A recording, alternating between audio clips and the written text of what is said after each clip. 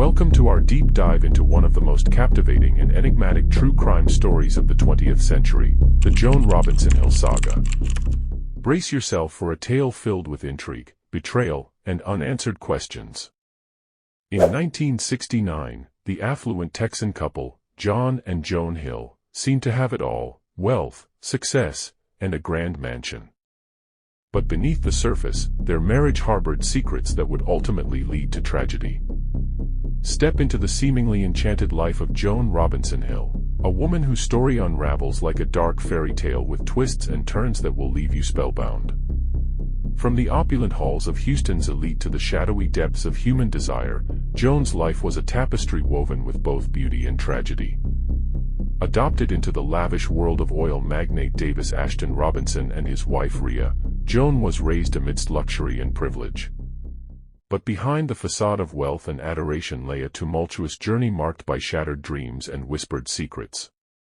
As a young girl, Joan rode through life on the back of her beloved horse, beloved Belinda, her wins in equestrian competitions painting a picture of success and accomplishment.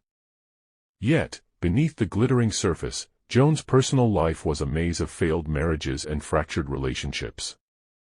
Enter John Hill, the charismatic plastic surgeon whose marriage to Joan promised a fairy tale ending. But as the facade of their perfect life in the affluent River Oaks neighborhood crumbled, dark shadows crept in, revealing a marriage marred by betrayal and deceit.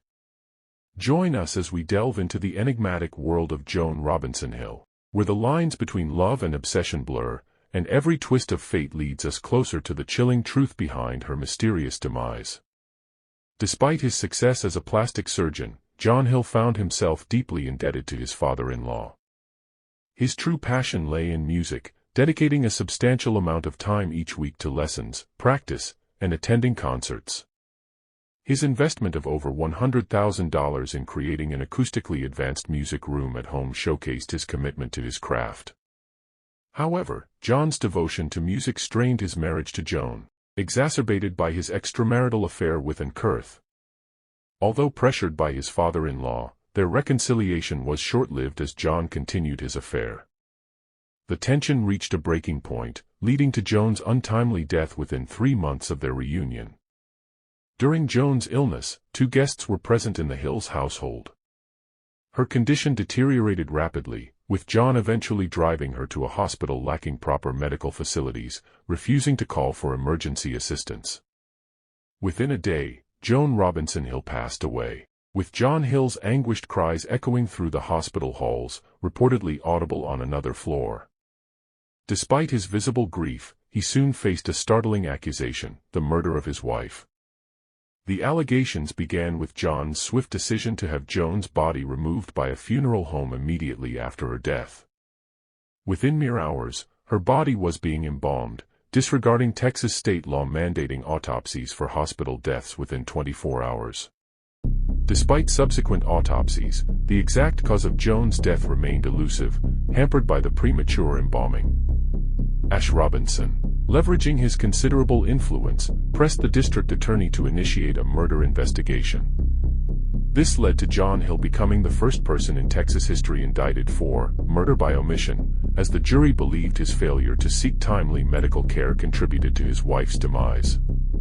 However, another twist awaited on the horizon.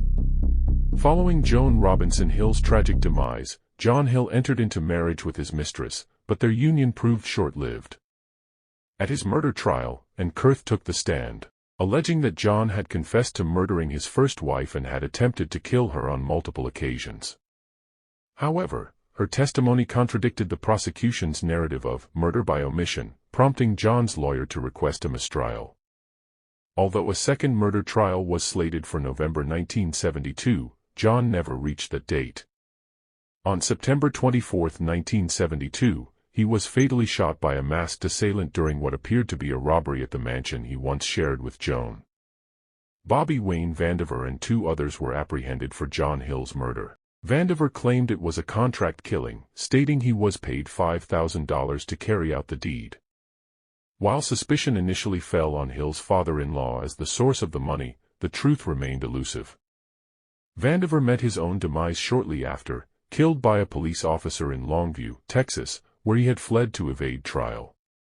The aftermath of such a mysterious and high-profile murder inevitably left lasting impressions and reverberations in popular culture. Journalist Thomas Thompson stumbled upon the case while researching his 1971 book, Hearts, which delved into the rivalry between two Houston-based cardiac surgeons. By 1976, a mere 4 years after John Hill's murder, Thompson released Blood and Money, a gripping narrative of the case that captivated readers worldwide, selling over 4 million copies. However, this success didn't come without its share of legal battles. Both Kurth and Ash Robinson filed lawsuits against Thompson regarding their portrayal in the book, as did the Longview, Texas officer who had slain Bobby Vandiver. Although the lawsuits temporarily held up Thompson's royalties, they were eventually dismissed.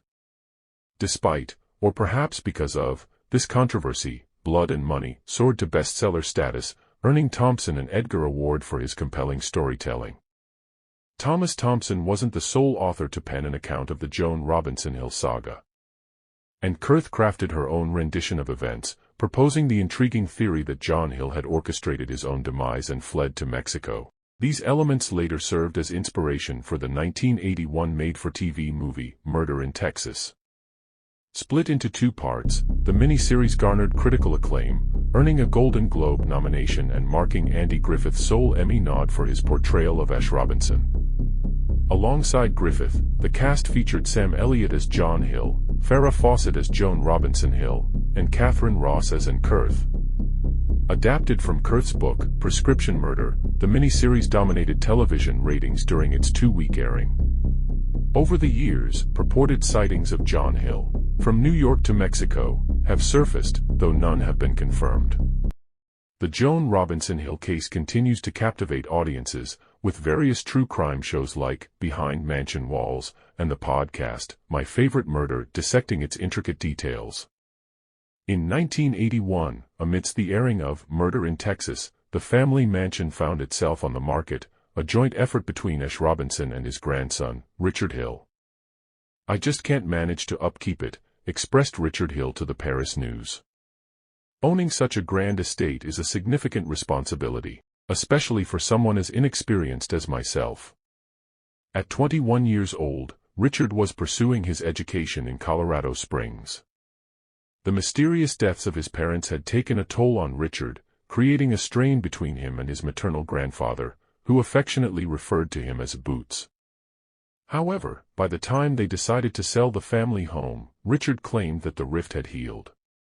While parting with the unique mansion must have been difficult for the young Hill, it's plausible that the house, intertwined with the tragic memories of his parents' deaths, held few positive associations for him.